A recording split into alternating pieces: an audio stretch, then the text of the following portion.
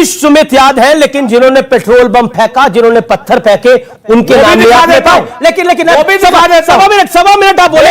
अब सुधांशु त्रिवेदी की बारी है। सुधांशु त्रिवेदी वो भी दिखा देता हूं। भारतीय जनता पार्टी के लोग 9 दिसंबर 2006 मैं कोट कर रहा हूं फॉर्मर प्राइम मिनिस्टर को। वो कहते हैं कि खासकर मुस्लिमों का संसाधनों पर पहला दावा होगा। ये डॉक्टर मनमोहन सिंह ने 9 दिसंबर 2006 में बोला था। एक नई योजना को जब वो लेकर आ रहे थे तब उन्होंने इस बात को बोला था। Point number 1। और वहां से मुस्लिम इलाके तक आ गए। ये देश सेकुलर है लेकिन इलाके मुस्लिम होने लग गए। सुधांशु त्रिवेदी ये जो बता रहे हैं ना, दंगे के लिए लश्कर भी तुम्हारा है, सरकार तुम्हारी है, दरबार तुम्हारा है। जिन जगहों पे हो रहे हैं वो असलियत मुंह से निकल गई, क्योंकि दंगाइयों को पता है कि बंगाल में लश्कर किसका है, बंगाल और बिहार में दरबार किसका है, इसमें उन्हें कॉन्फिडेंस है। अब मैं एक फैक्ट बोलना चाहता हूं। देखिए, आपने पूछा कहां से कहां तक। स्वतंत्रता का अमृत महोत्सव वर्ष है। जानते हैं हम कहां से कहां तक पहुंचे? आजादी के बाद पहले कहा गया मुस्लिम एजुकेशनल इंस्टीट्यूशंस होंगे। नेहरू जी के जमाने में मदरसे अलग हो गए। इंदिरा जी के जमाने में मुस्लिम पर्सनल लॉ, अब कानून अलग हो गया। उसके बाद मुस्लिम तीर्थ यात्रा को विशेष स्थिति, कोई बात नहीं, हज सब्सिडी हो गई। उसके बाद मुस्लिम प्रॉपर्टी हो गई, वक्फ अलग हो गया। उसके बाद मुस्लिम संसाधन, इनके जमाने तक, मनमोहन सिंह जी के जमाने तक, अब मुस्लिम इलाका हो गया। कहां से कहां तक पहुंचे ये आप समझिए। इसलिए मैं कहना चाहता हूं, इन्होंने क्या किया जी, इन्होंने अपनी वोट बैंक की राजनीति के लिए क्या किया। जो आज इलाके बांटे ना, बांटे आंगन और गलियारे, बांटे गली मोहल्ले सारे, बांटे मंदिर और गुरुद्वारे। तुमने शिक्षा और व्यवस्था में भी मजहब की मियाद बांट दी। तुमने एक वोट की खातिर देश की हर बुनियाद बांट दी। जी ठीक है, आपने अपनी बात को 1 मिनट 2 सेकंड का दे रखा। राजकुमार भाटी, वक्त आपका है। राजकुमार भाटी, तुष्टिकरण की जब बात आती है तो आपके ख्याल में क्या चीज आती है, और क्या आपको लगता है जो बिहार के मुख्यमंत्री नीतीश कुमार कर रहे थे, क्या वो जायज था? जब उनका इलाका यानी सासाराम और बिहार शरीफ में इस तरह का घटनाक्रम हो रहा था, क्या इफ्तारी इतनी जरूरी थी मुस्कुराते हुए करना? देखिए, एक तो किसी भी धर्म का हो, मैं किसी एक धर्म के लिए नहीं कह रहा, हिंदू हो, मुस्लिम हो, सिख हो, ईसाई हो, पारसी हो, जैन हो, बौद्ध हो, जो सच्चा धार्मिक होता है उसकी अपने इससे सीधे संबंध होते हैं। उससे किसी शोर शराबे की, किसी दिखावे की, किसी प्रदर्शन की कतई आवश्यकता नहीं होती। जो सच्चा धार्मिक है और जो धर्म का चोला ओढ़कर कुछ और करना चाहते हैं, राजनीति करना चाहते हैं, सरकारें बनाना चाहते हैं, वोट को प्रभावित करना चाहते हैं, दंगे कराना चाहते हैं, वो इस तरह के ड्रामे करते हैं। तो नीतीश ड्रामा कर रहे हैं। हिंदू लोग बड़े शांति प्रिय और बड़े उदार होते हैं, और हिंदुओं के जुलूस पहले भी निकलते रहे, मुस्लिमों को भी निकलते रहे, लेकिन हिंदू अपने तरीके से अपने जुलूस निकालते थे। रामचरितमानस या हनुमान चालीसा या सप्तशती के जो पाठ होते थे वो हिंदू अपने मंदिरों में बैठकर, अपने घरों में बैठकर करते थे। अब ये नया दौर शुरू हुआ भारतीय जनता पार्टी की कृपा से और आरएसएस की कृपा से कि उग्रता के साथ माथे पर पट्टी बांध के, मुट्ठी बांध के, तलवार त्रिशूल लेकर निकलते हैं, उग्र नारे लगाते हैं, और जहां जहां मस्जिद दिखाई देती है हिंदू उग्र नारे लगा रहे हैं। मस्जिद क्यों? आपने वीडियो नहीं देखी? आप कह रहे हैं हिंदू उग्र नारे लगा रहे हैं। मैंने शुरुआत जो की, मैंने जो शुरुआत मैं हर धर्म देखिए, आपने 1 मिनट 15 सेकंड बोला, 15 सेकंड और देता हूं, उसके बाद मैं स्वामी दीपांकर के बाद आऊंगा, क्योंकि उग्र हो गए हैं ये लोग। अब पहली बात तो जब सुधांशु जी बोले हम बहुत शांति सुन रहे थे। बिल्कुल अच्छी बात सुनेंगे, क्योंकि इनकी सरकार है, जिम्मेदारी की ज्यादा बातें इन्हें करनी चाहिए, लेकिन हम बोल रहे हैं तो वो चिल्ला रहे हैं बीच में। 1 मिनट 15 सेकंड बाद बोले हैं कोई भी? नहीं, क्यों बोले हैं? 1 मिनट हो गया आपका। 7 सेकंड आपने कहा हिंदू कर रहे हैं, मैं किसी एक धर्म को आरोप नहीं है। अभी आपने बोला रामनवमी के जुलूसों में जगह जगह वीडियो हैं, पूरे देश में है। दूसरा सवाल आप ये करोगे वहीं क्यों हुआ जहां जहां बीजेपी की सरकार नहीं है?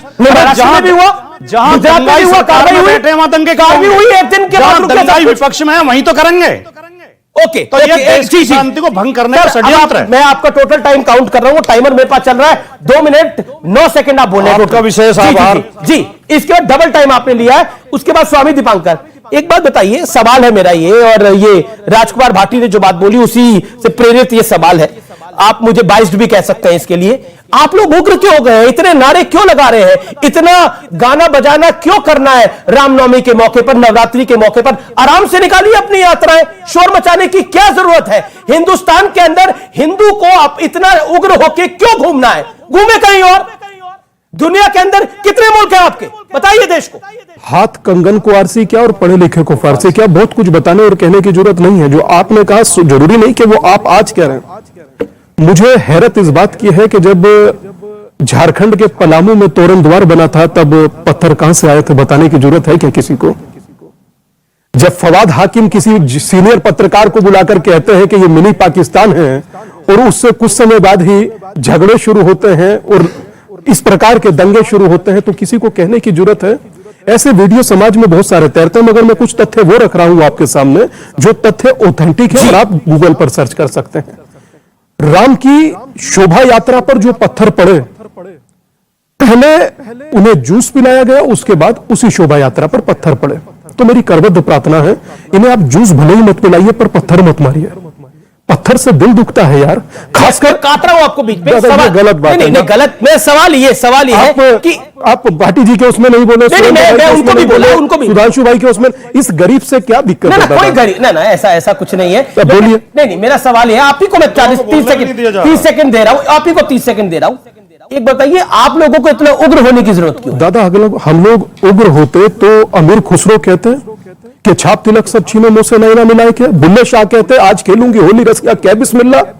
हम लोग कहां उग्र हैं दादा? हम कभी उग्र रहे नहीं हैं। पर मैं एक चुनौती के साथ और बड़ी जिम्मेदारी के साथ आपके माध्यम से देश से और सामने बैठे समाज से पूछना चाहता हूं, 23 में शोभा यात्रा नहीं निकाल पा रहे, 33 में शव यात्रा ले जा पाइएगा? यहाँ कोई नहीं कह रहा है कि यहाँ से कि हिंदू उग्र है। हिंदू हमारे भाई भी हैं, हमारा तो साथ उठना बैठना और एक प्लेट में खाने जैसा रिश्ता है।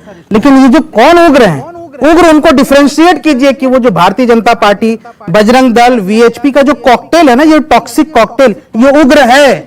और हम बोलेंगे उग्र है क्योंकि यही उग्र भीड़ नालंदा के यहां से मदरसा अजीजिया को जला देती है। सर, 4500 कुरान शरीफ जल जाता है, आपको और हमको पीड़ा नहीं होगी?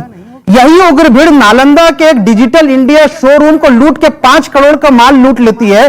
और सासाराम में यही उग्र भीड़ बीजेपी नेता के आगे चलते सासाराम में मुसलमानों की बस्तियां जला देती है। आपको यहां से ये उग्र भीड़ नहीं दिखाई देती? ये सवाल इसलिए मैं कह रहा हूं क्योंकि यहां पे सुधांशु जी इतिहास के जानकार भी, मैं बात खत्म कर रहा हूं। ये आज की परंपरा नहीं, बस 30 सेकंड में खत्म कर रहा हूं। 30 सेकंड बोलिए। ये आज की परंपरा नहीं है, ये परंपरा 100 साल की है।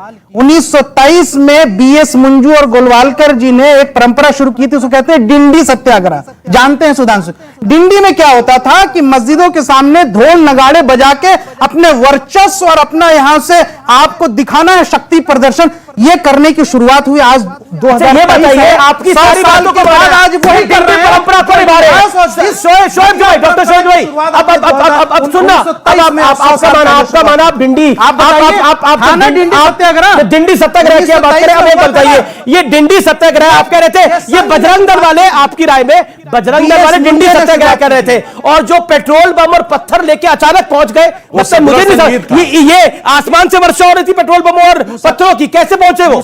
क्या कमाल की बात करते हैं? क्या यात्रा वहां से निकल रही है और पेट्रोल बम और पत्थर कैसे चले वापस? तस्वीरें क्या आई है? तस्वीरें देखिए, तस्वीरें बहुत कुछ कह रही है। फूल बरसा रहा है लेकिन पत्थर वहां और बरसाने वाले की वहां है।